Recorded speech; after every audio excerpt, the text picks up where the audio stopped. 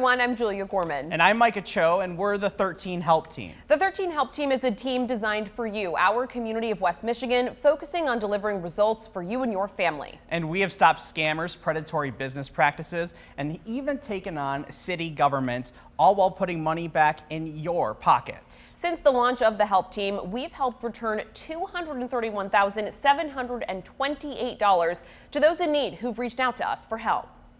Please, please help me.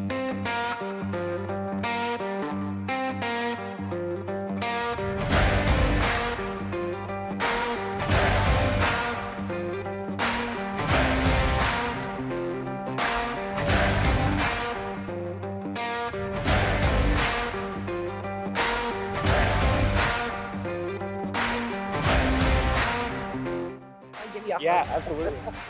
You are 100% why this happened. Thank you. God bless you. 13 on your side comes through. Now, throughout the course of this special, we will be taking you through some of our biggest investigations and telling you how we were able to help victims. And you'll hear 3 stories from each of us, ranging from Ticketmaster troubles to a headstone missing for a family's loved one, and even one victim who says their life was threatened by a contractor when they contacted us for help. You'll also learn how you can protect yourself from scams and other predatory businesses throughout the course of this special. And with that being said, this is the 13 On Your Side Help Team Special.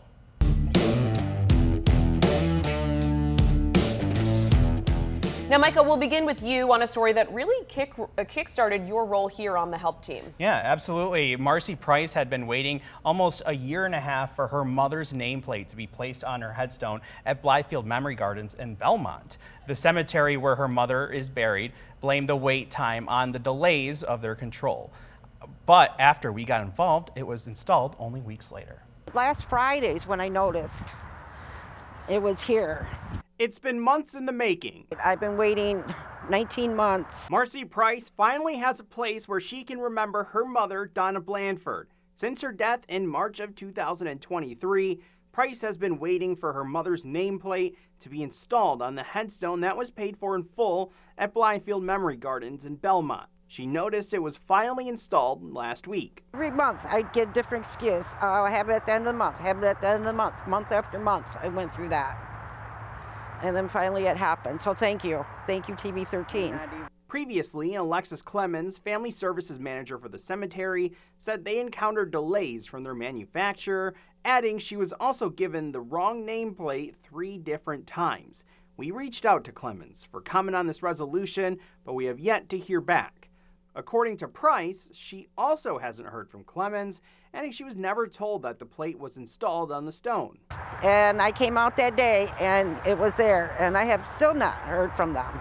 We've also heard of long wait times from other families who have loved ones buried at the privately owned cemetery. Tara Bowerman says she's waited over a year for her father-in-law's gravestone, while Susie Austin has waited for 3 years for her mother's death date to be added to her nameplate. While some are still waiting for resolutions, Price says she's thankful she finally has closure. Can I give you a hug? Yeah, absolutely. It was a pleasure to help you. Thank you.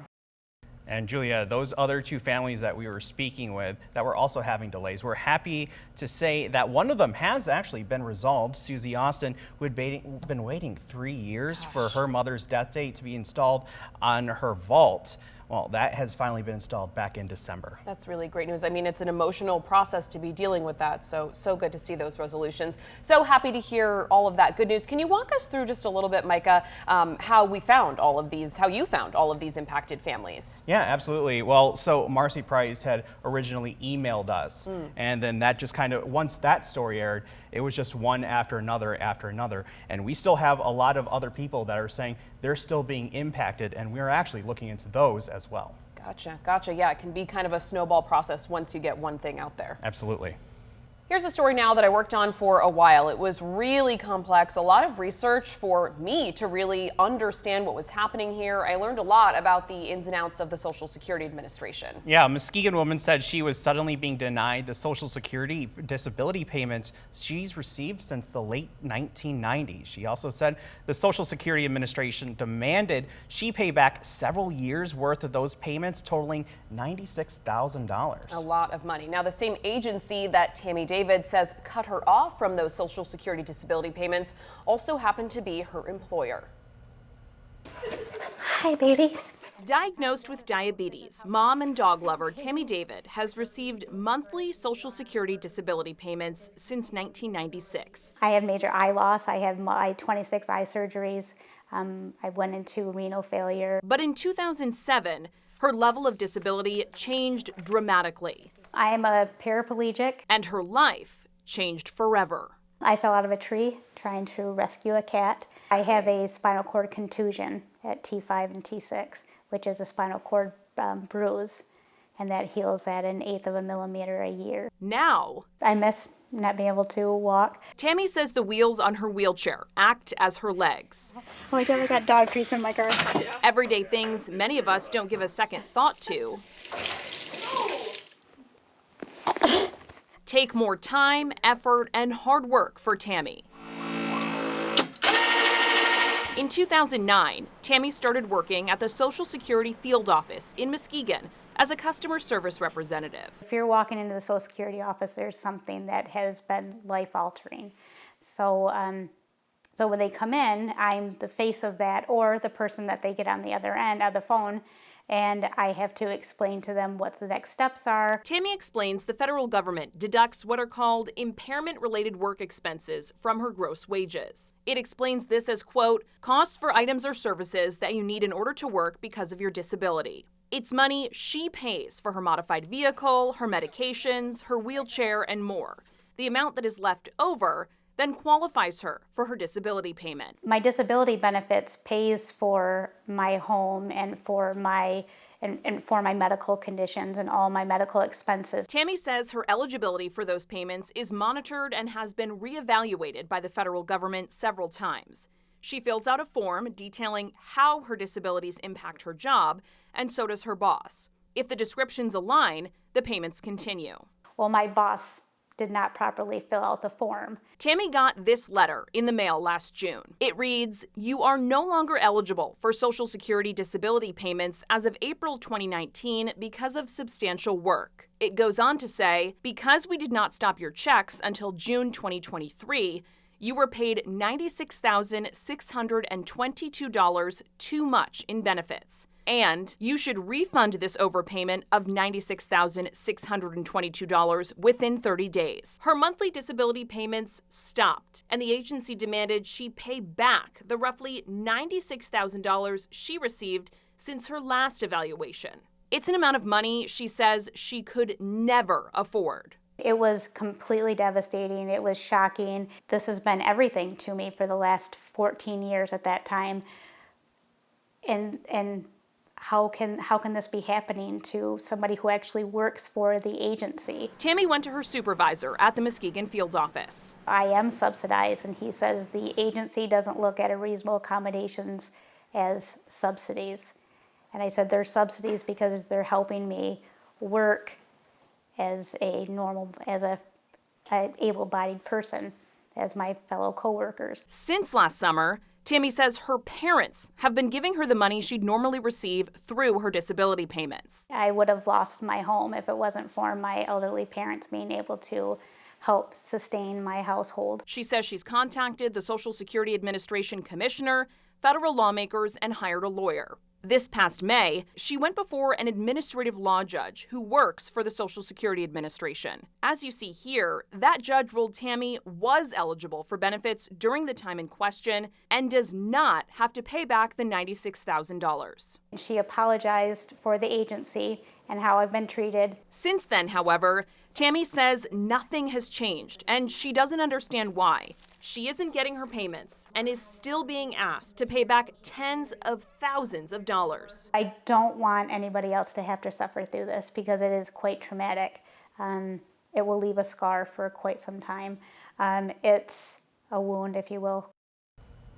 Now, for a reason unknown to Tammy, in July, she got a letter stating the amount owed to Social Security dropped from that roughly $96,000 to roughly $66,000. I reached out to the Social Security Administration via email about Tammy's situation, They said in a statement, quote, "Thank you for reaching out, respectful of agency employees. We cannot comment on potential personnel matters." Now, I actually have an update to this story just here for this special on 13+. Tammy told me this week that as of January, just a few weeks ago, she learned she no longer needs to pay Social Security any money back, which is, of course, welcome news for her. Absolutely. We're thrilled for her. And something I know we're going to talk about during this special is just, the problems that people come to us with. We're not experts. I don't work for Social Security. You don't work for the BBB. So a lot of the times we have to learn what's happening here and read through all of those documents and paperwork, which is a lot. It's almost like in real time, we're with the victims and we're learning exactly, maybe they've done their research and we're learning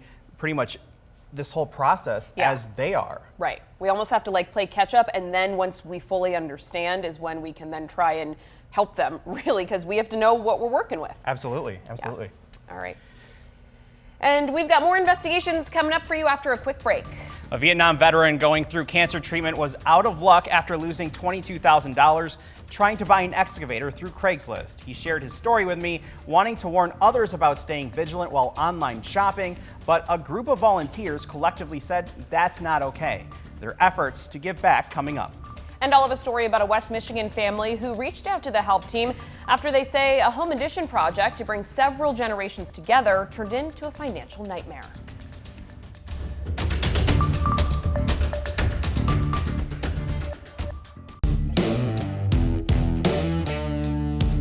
Welcome back to the 13 Help Team Special here on 13+. Every day we get multiple tips about potential scams and other really difficult situations where someone here in West Michigan needs help, and often they need it fast. So you may wonder how the help team chooses which story to pursue and how we'll determine if we can get results. Yeah, take a look here at some of the questions we go through as a team. Is there something we can do to help? Of course, there's all sorts of different situations that someone might be dealing with.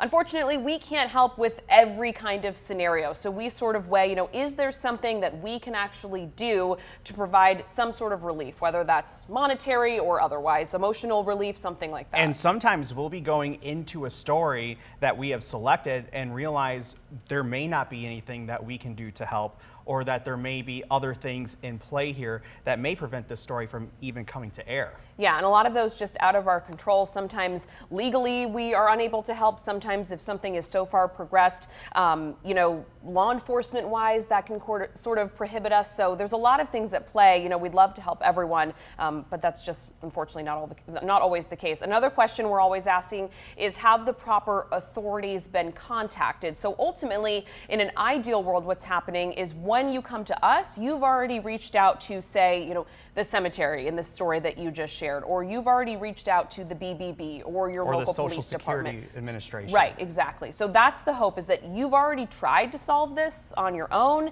That hasn't worked, and now you're coming to us. And then another one of those key points, do they have the respective proof of purchase or documents? So that's a lot of times that's receipts. So those cemetery families that we talked to earlier in the special, they had the receipts, they had all communications they've had with the cemetery, and that really does help show us that, one, you have tried to do the work yourself, and two, that these purchases actually took place. Right, and that's big because as much as we'd love to take people's word on things, when we're talking about hundreds of thousands of dollars or Social Security benefits, contractors that maybe someone is alleging did something wrong, we can't just take your word for it. We need to see, as you said, receipts, documentation. You saw that I shared a judge's ruling in that Social Security story, so that's really important so that we have solid proof of what you're telling us about. And in one of my future stories here coming up in a few minutes, we're going to see a lot of court paperwork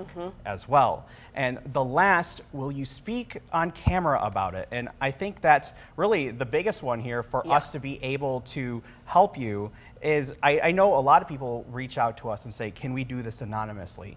And honestly, that just does not work for these investigative type stories. There needs to be really a face to the name if we're going to be making accusations. And we want to mention too that we know it can be scary when you're here, oh, we need to, put you on camera, we need to put you on TV. Ultimately, a lot of the times it's just Micah or I who will come to your home or meet in a public place, maybe a photographer, and nothing is, live. We're not live on the air, breaking news. It's a pre-recorded, really conversation where we're just walking through what you've probably already talked to us about on the phone if we're getting to that point. So while it may be nerve-wracking for someone who's never been through that, we really try and make you comfortable. But we need to hear it and share it with people if we are going to ultimately try and resolve some sort of issue. And while we are really focusing on investigative stories, we really do try to make these conversations that we have with these families, these victims, pretty lighthearted. Yeah. Absolutely. And back in November, Gino Bowens, a Vietnam veteran who has been going through cancer treatment, bought an excavator on Craigslist for $22,000. He needed it to clear his property of brush and dead trees, saying he wanted to do it little by little while he was still in good health so his wife wouldn't have to worry about it later on. He was quoted $100,000 by contractors to do the job and thought doing it himself would be more the financial responsible route. Yeah, however, that excavator unfortunately never existed, and Bowens was the subject of a scam. After our original Help Team story aired, a local equipment rental company reached out to us saying they wanted to help him for free, and on a Saturday afternoon in January, dozens of volunteers showed up on his land to all clear it in just one day.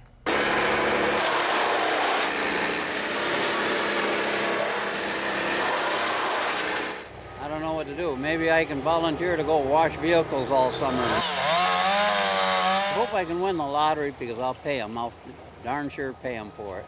Gino Bowens' home in Sparta looks almost unrecognizable.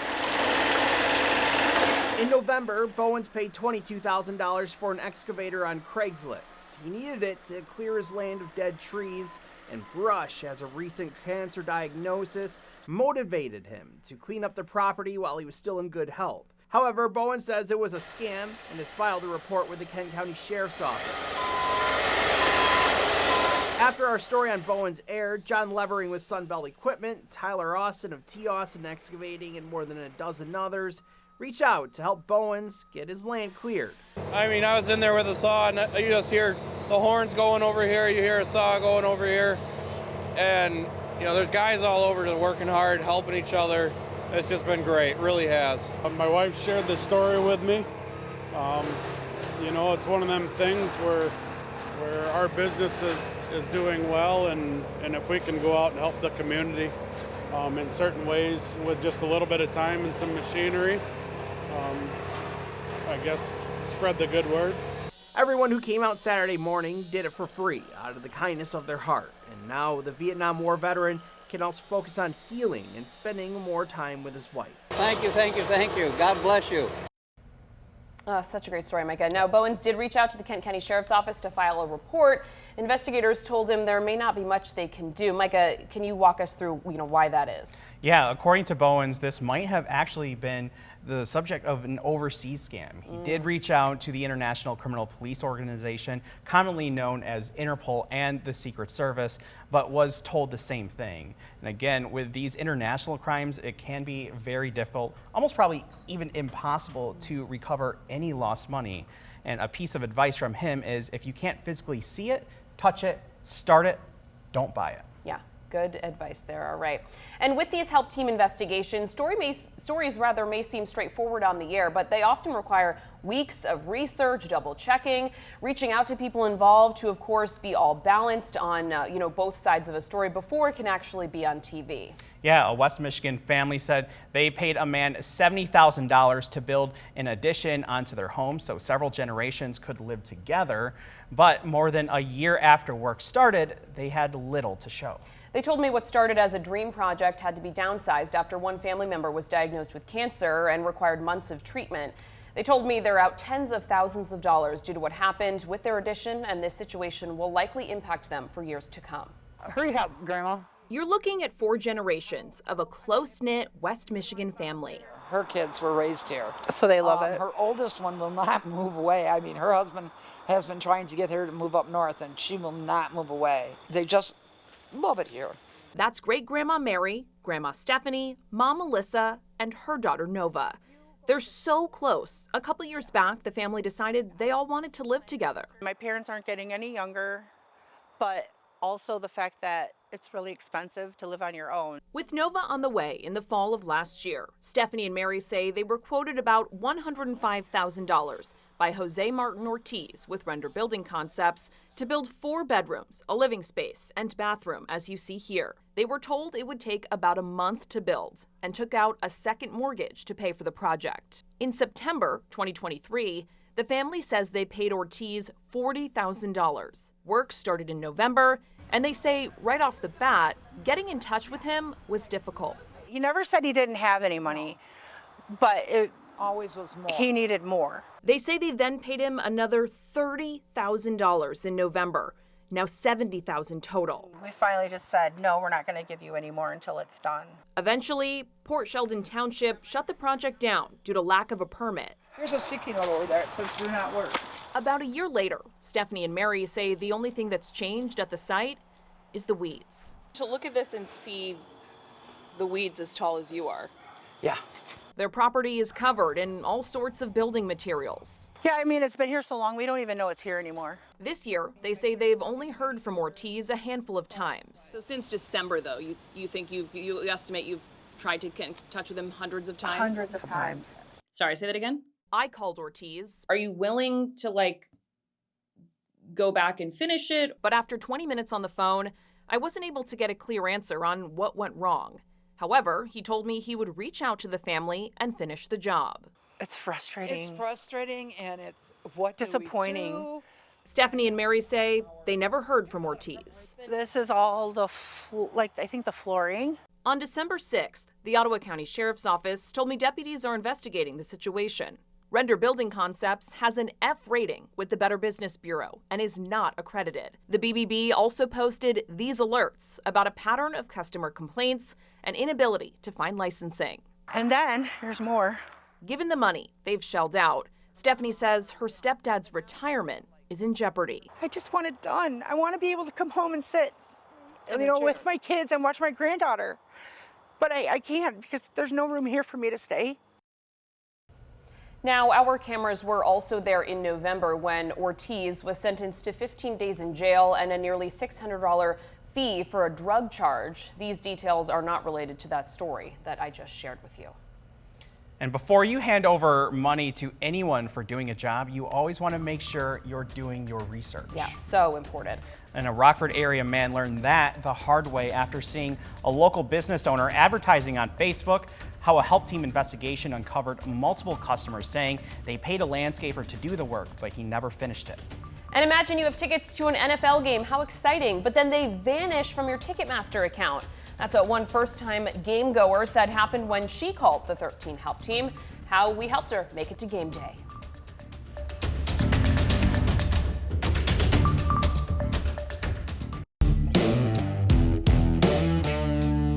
Welcome back. One of the most important things to do while scouting individuals or businesses that you may work with is verifying if their business is not only legitimate, but also accredited. Yeah, a nonprofit organization right here in West Michigan certifies and reviews businesses every day, evaluating if the work they are doing is up to their standards and if they are maintaining that quality of work. We spoke with a representative for the Better Business Bureau and asked her why the research process is most important before you pay for work. Do your homework.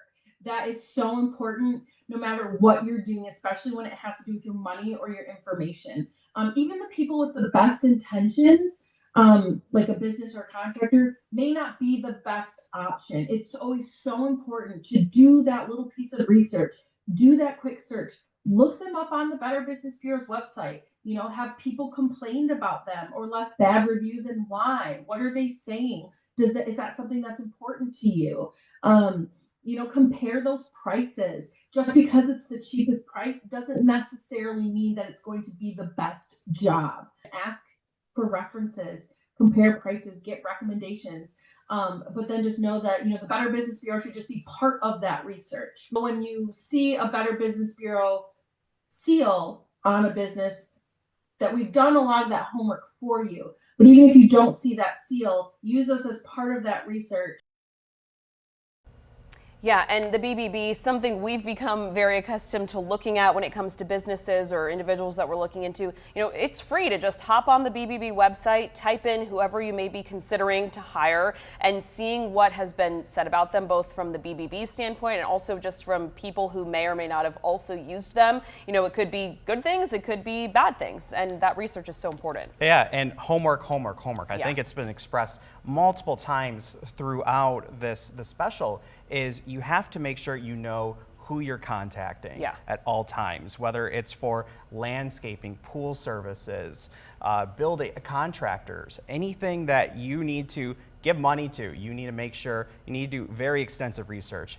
And I think Katie Grevious with the Better Business Bureau there just really kind of hit it home that just make sure that you're reading reviews not only on Yelp or on Facebook, but also their website as well. Yeah, and just looking at social media, looking at the Facebook, looking at Google reviews, looking at Yelp reviews, looking at the BBB. There really can't be enough, or too much research rather, because you're giving them your hard-earned money, likely for something that's important to you in whatever way. And so a lot of the times red flags can come up in that research process that may steer you a different direction. So important there. And the BBB is also very good at filing complaints and having those reviewable as well. So there's, as we've kind of learned through these investigations, there's a difference between writing either a positive or a negative review on the BBB's website, but also filing a complaint. And a complaint does require action. Otherwise, if you don't resolve those complaints or the business owners don't resolve those complaints, then it will affect their later score. Yeah, and that's something that's important. Maybe one business made some sort of a mistake. If they resolve it, the BBB reflects that on your website because, mistakes happen, situations can arise. But if a business is willing to fix it, remediate it, that's welcome news. Maybe it was an honest mistake. But if they haven't responded or, there's no commentary from the business at all, that's a red flag there that, hey, they're not even paying attention to that sort of thing. Absolutely. And we actually did talk to the BBB for this next story. And whenever we do get a tip, we really never know what we're going to find. Back in September, we got a tip from Dan Hansen, who lives near Rockford, and he said he was having trouble with a local landscaper that he hired to mow his grass over the summer. But over a couple of months, Hansen says the contractor failed to show up and didn't issue a refund. During Micah's investigation, he learned that there were other customers that were having similar issues, including the landscaper's own brother. This is everything we've learned about Aaron Colton, the owner of Colton's Lawn Care and Landscaping so far. Back in August, Dan Hansen said his lawn looked clean cut because he had to take matters into his own hands doing a job he said he paid landscaper Aaron Colton over $600 to do. At what point did you realize he's not going to show up anymore? It was after that third week when he just stopped communicating altogether. Hansen tells me he hired Colton's business, Lake Michigan Pool and Outdoor Services, to mow his lawn 9 times over the summer. That was one of 2 businesses Colton operates that the 13 Help Team has investigated. The other, Colton's Lawn Care and Landscaping LLC. Hansen said after Colton didn't show up after 2 mowings, he had to mow the lawn himself. This is what he said it looked like after 4 weeks. It took me about 6 hours to mow the lawn for something that should take me an hour tops. We called Colton's Lawn Care and Landscaping twice, but never got through. Later, we sent the company a Facebook message where the sender responded, threatening legal action, saying, "Personally speaking, to my customers or my business is none of yours or the news business at all." The message went on to say, "At this time, I would appreciate it if we end this conversation, or I might have to get a hold of some lawyers." The sender did acknowledge the agreement for lawn service with Dan Hansen and says Hansen broke the contract. However, Hansen said he never got one. We found another customer who hired Aaron Colton in August of 2022, who turned out to be Ryan Colton, Aaron Colton's own brother. He contacted us about unfinished jobs he said he paid Aaron Colton more than $1,000 for. To do rocks, to clean our gutters, take some sticks and stuff that are in the backyard and just do some overall landscaping for us. Ryan says after 2 days of work, Aaron stopped showing up and never finished the work. He didn't show up one day and I called him and texted him and asked when he was coming and he never responded and just never came back to finish the job. Ryan sued his brother in small claims court and was awarded a default judgment for just over $1,000. Ryan says the two haven't talked since. Knowing that it's your brother, does that hurt a little bit? No, because I kind of disowned him a long time ago. But I tried to rebuild that relationship when we hired him to do this work, and then he burned us that way. After our first story aired, a group of contractors reached out to the help team, offering help to any customers impacted by Colton's business practices. One of them, Cody Kuhlman. We have a lot of really good connections. I know a lot of very good business owners that have it in their heart to come out and help. Once Cody Kuhlman's call to help became public in late October, the contractor was hit with rapid-fire accusations posted on Facebook, most of them accusing him of molesting children, ripping customers off, and encouraging people to write negative reviews about him on his business's Facebook page. Definitely affected my wife and my kids. My wife is a little concerned about our business and how it's impacting us. Then things got more serious. You don't take posts down, I'm going to kill you and your family. Cody said this voicemail was left on his phone at 2 a.m. on a Sunday morning. Now, I done drove past your house last night. I took some pictures of while you were sleeping. Cody started getting threatening messages with pictures taken alongside the road outside his house late at night. We moved my family out of the home. They're in a secure location, and that's all I'm going to say about that. He also received screenshots of his wife and kids, one saying, quote, "If you want your family to be safe, if the slandering posts are not taken down, me and a few of the Gambinos are going to come to the address below and start destroying your stuff." It goes on to say, if the posts stay up, we will whack you from this planet. Do you believe you know who is sending you this? Absolutely. Days later, Kuhlman got an emergency personal protection order against Aaron Colton signed by an Ottawa County judge. According to the application for the order, Kuhlman believes it was Aaron who sent him the threatening voicemail, took the pictures of his house, and posted negative reviews about his business. The judge agreed, granting the protection. According to the personal protection order application, Colton is accused of using 30 different Facebook profiles to make the posts. Weeks went by without any news on Colton. Then, in early January of 2025, the landscaper was arrested and arraigned on a felony charge of false pretenses in Muskegon County. We reached back out to Dan Hansen to ask him his thoughts on the arrest. He said it's something he had been waiting for. It's really made my day to hear all this and finally hear that we've got justice. Aaron Colton was in court on January 23rd and was given a 10% bond of $4,000. And as of this taping, he is no longer listed as an inmate at the Muskegon County Jail's website. And before we get into our next story, Micah, I mean, that was a several-minute-long report, but this has been months and months of research and fact-checking and interview. I mean, several people in that interview. This is a huge project. Yeah, since pretty much August. I think we actually got the tip for this at the end of July. I know Dan was very frustrated, and the reason why he wanted to speak to us was because he wanted to make sure that this didn't happen to anybody else. But as after investigating, we did talk to a lot of people who said that they have had run-ins with Aaron and that this actually could go back to 2022. A very complex story. Great work on that. This story next was a bit of an emotional roller coaster for me and, of course, the people involved. I was so upset for this family. The pressure was on because they were hoping to go to an NFL game that was right around the corner when I spoke with them. So this was really a, get it fixed or, it's kind of a dead end. Yeah, a Southwest Michigan family says that their tickets for a Vikings-Bears game in November were taken out of their Ticketmaster account. The family worked to get their tickets back for weeks before they reached out to the help team with just days to spare. Take a look at what happened. I have happy tears in my eyes right now. Before there was that moment, there was this one. Please help me. Wednesday night, I introduced you to Tara Howell. Her family lives and breathes football. So for her and her son's birthdays this month, they got tickets through Ticketmaster to this weekend's Bears-Vikings game in Chicago. This has been something I've been looking for my whole life. They bought the 3 tickets for almost $2,000 back in August. Come October, though, she says they were transferred out of her account and claimed by someone she doesn't know. 2 days later, I could see them for sale on the NFL site. Tara called Ticketmaster over and over for weeks. She spent hours on the phone.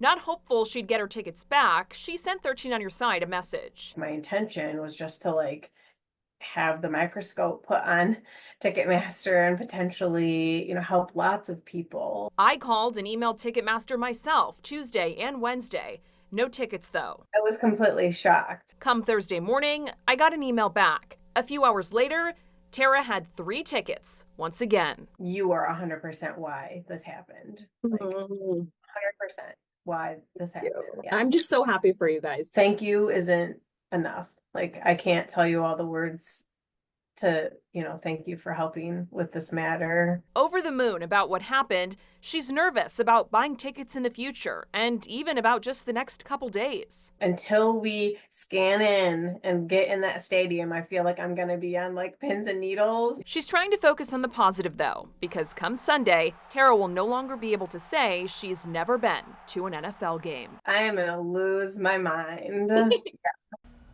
Ticketmaster did send me a statement in response to this situation, saying in part, quote, "Overall, our digital ticketing innovations have greatly reduced fraud compared to the days of paper tickets and duplicated PDFs. Having that digital history is also how we are able to investigate the situation and restore fans' tickets in nearly every case, with most getting confirmation that their tickets were recovered within 48 hours. The top way fans can protect themselves is setting a strong and unique password that isn't used elsewhere for all accounts, especially for their personal email, which is where we often see security issues originate." And, I just want to harp on this for another second. This woman had been calling and calling for weeks and then reached out to us, which is something, we said is kind of an ideal situation. You've already tried to fix this. But then I spent several days calling and waiting on hold, and thankfully we were able to get her those tickets. She sent me some really great photos of her and her family at the game. So that was a real win there because time was ticking. And again, she did try to resolve this issue herself. How did you get in contact with her?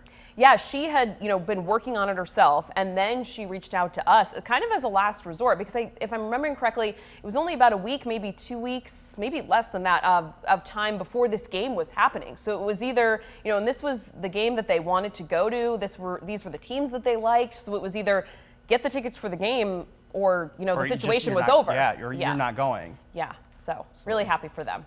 So we've talked about it throughout this special, but we want to really harp on, and we try and do this with every story, is talk about, ways you can avoid situations like the ones we've shared, or at least try and avoid. We don't want to fault any of these families, but there's things you can try to do to, avoid situations like some of the ones we've shared. And it's not necessarily ignorance where a lot of these stories come through. It's just really not knowing the process of how to either do your research or who to contact, the Better Business Bureau or the Attorney General's office. There's a lot of, recovering this money that victims may lose it can be a little bit of a maze trying to find resources. Yeah, and one of the things too to keep in mind, obviously a lot of the stories that we've shared, you're paying someone for work. So you're paying them money. So you want to make sure that things are comfortable on your end, that you, first of all, you understand what's happening. You have some sort of contract or written document about what exactly is going to go down. If anyone's demanding money, some large sum of money up front or quick money, or asking for that money in a strange way, those are red flags. Those are, if anything's striking you as like, that's a little odd, that's something to take a beat and, review, what might be going on here. And, again, it's your money, it's your life. If you want to back out because the situation's making you uncomfortable, do that because trust your gut. And I really do hate to say it, but I think one of the biggest red flags that we see is paying cash. And I cannot express how many times that we've seen people pay cash and not be able to recover their funds. At least when you pay with a credit card or a debit card or even Venmo, goods and services, you're able to at least contest those charges. I know some people that we've talked to with some stories that we've been working on through these investigations, they have been able to get some or all of their money back after reaching out to their credit card companies. And that's also something to keep in mind. If you come to us and unfortunately you have paid only in cash and there's no receipt of any kind, a lot of the times that prohibits us from being able to help because, we have to be able to prove that whatever kind of transaction actually happened. So if it was just here's an envelope with money in it, we can't necessarily take your word for that, even if that is what happened. A couple of other red flags, and these are things that we've become very familiar with. If you're seeing someone who's reaching out to you with many different phone numbers or many different email addresses or many different Facebook accounts. If someone has typos in their social media, or their social media, is kind of sporadic, maybe it's not a page that really has a lot of activity. If someone is a reputable business that you're looking to hire, it's good to see that they have some kind of social media, some kind of presence online. That's, not an end-all be-all tip, but it's likely that someone with a higher reputation is going to have a significant social media profile. Absolutely, and especially with contracts, you're going to want to make sure that everything is spelled correctly or there's no grammatical errors. We have seen a few contracts that do contain spelling errors. Usually, a company will have a contract and will even have an attorney or somebody else from the business, look through this and make sure that, this could hold up. And I think that really does go to show the professionalism even of businesses, as what do their contracts look like? What do their social media pages look like? Are they attacking anybody on social media? Or are they, strictly business? And I know, we see both sides of that through this. And a good, social media is great for sort of that beginning portion of research, but if you're going to hire someone and you're going to pay them, whether it's $2,000, $10,000, $200,000, meeting with them in person, do they have a business front somewhere, some kind of a store or an office where you can actually meet them, see that face to face.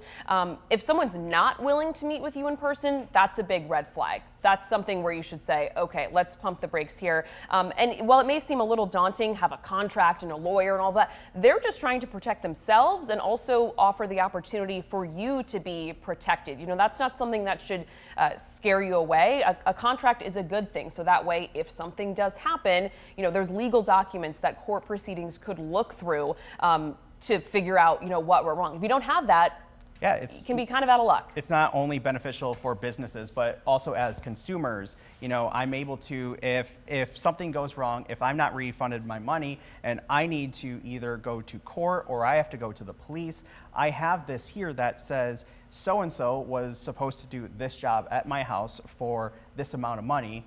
And it really does make things faster when law enforcement has to get involved, the Attorney General's office has to get involved, or if we have to get involved. Yeah, and those contracts, they're doing that for themselves as a business, but they're also doing that for you, because that way, if someone's offering a contract and offering, those binding documents, that's good for both parties, because it can just make things smoother if something were to happen.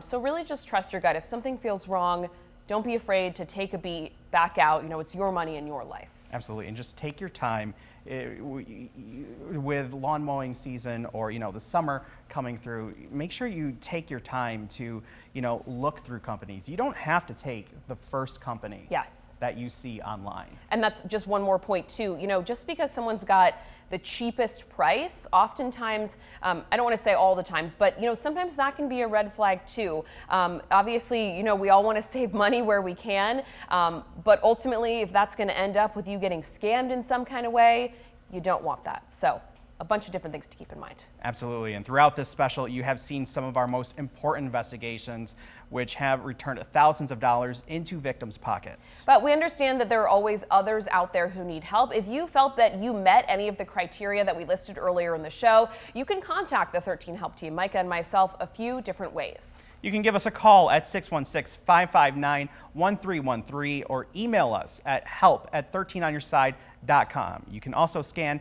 the QR code in the corner of the screen. That will also take you to the website.